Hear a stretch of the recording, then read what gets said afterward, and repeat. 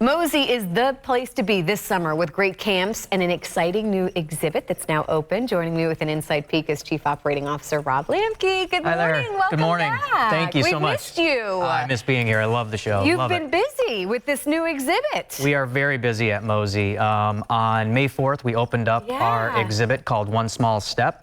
And it is a celebration of the 50th anniversary of the Apollo 11 mission. It's going to be this summer. 50 years on July 20th, which is That's also... my birthday, I know, so I've always kind of felt a kind of special connection with that date. It is, and it's such a great date.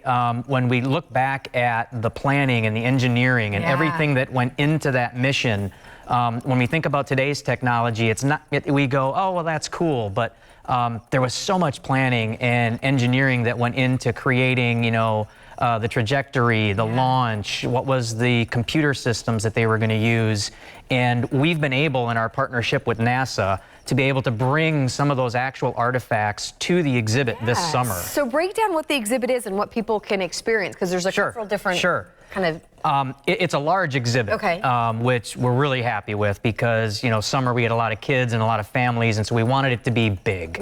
And what a guest can expect when they come to the exhibit is when they enter, they're going to go through a video timeline. And what that means is it's going to start with Kennedy's famous speech at Rice University, where we go to the moon not because it's easy, but because it is hard. And from that, each video monitor then takes the guest through a different time period of the mission, all the way from planning to launch to landing on the moon to then returning back to Florida and landing in the seas as they did. That's what's so cool. I mean, it's such a historical 50 years later, but Florida had such a big part in this. Huge I feel like, I mean, it's so special to be able to say that this is where it took place, essentially. It did. Not only where it took place, but where all the testing took place as well. So it was many years before that, and Florida was the central point for all of that. You were telling me, too, one of the really cool aspects of it is the fact that there's this living room setup that's set up like the 60s. It's kind of this pulp culture kind of. And for kids, I can't imagine how my kids would react to it. Yeah, that's been a really fun element of the exhibit to watch is, beyond the artifacts that we have and the science and the education and the STEM and STEAM elements, we wanted to have fun with it as well and show people what was the era that was like then. So we've got music from that year playing in the exhibit as you come in, and then we've got a completely retro outfitted living room with, the bright colors and the glassware. And the TVs, what they look like. And the TVs where the kids are like, is that really a TV?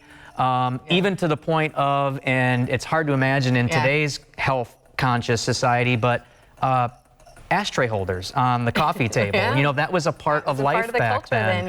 And we've got the magazines, the newspapers, actual Apollo 11 artifacts.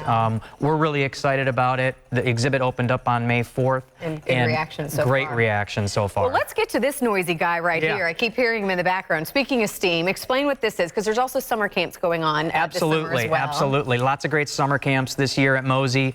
This actual right here, the machine is actually called a Stirling Engine.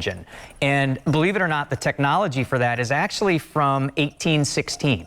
So we're not talking about anything new here when we look at it, but yet NASA is using this technology to plan for exploring what we call Goldilocks galaxies or Goldilocks planets. And these are planets that are not too close, not too far, so they're not too cold, they're not too hot. And NASA's actual term is Goldilocks planets. And this is basically operated here. We're using just a cup with some hot water in it. Because you took this off before it started, and this thing was not moving at all, and all we did was warm up water. And so it's just using heat. So using heat allows this piston to turn, and so NASA will use heat from decaying isotopes. So clearly, probably not the best situation to bring into Morning Blend, decaying isotopes. We appreciate that. Absolutely. So we used hot water, but this, with the piston technology, will actually be the technology that NASA is looking at for exploring other galaxies. Well, it's exciting to see what now, 50 years later, how NASA has evolved. Maybe not so much, Right. But it's just a cool time to. It is. And when we look at all the private entities exploring space, I think the future is brighter than ever for space exploration. And then along with our summer camps as well, we always want to make sure that the kids are having fun, but we want to make sure that it's simple tools, that they're activities they can understand, that they can bring home, show mom and dad or brother or sister. And so this is one of the most simple activities that we have, and it's a lot of fun, where we show that there are equal and opposite reactions to everything. So it explains Newton's laws to them. And so we build the balloon and we put it on a straw, and what it's very simply done is you take your balloon, and we show the kids how to build these. Oh, look how easy that is.